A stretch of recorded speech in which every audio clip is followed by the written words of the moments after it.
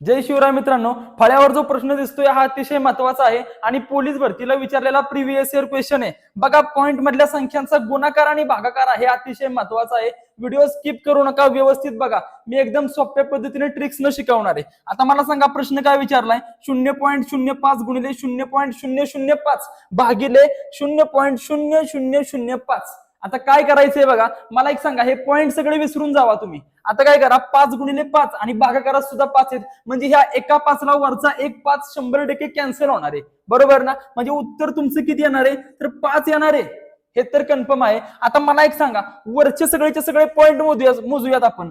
1 2 3 4 5 म्हणजे वरती पॉइंट नंतर टोटल 5 अंक आहेत आणि खालचे जर पॉइंट जर मोजले म्हणजे पॉइंट नंतरचे अंक मोजले तर बघा, पॉइंट नंतर 1 2 3 4 4 अंक आहेत। म्हणजे बघा, या 5 मधून वरच्या पॉइंट मधून आपण खालचे पॉइंट वजा करूयात।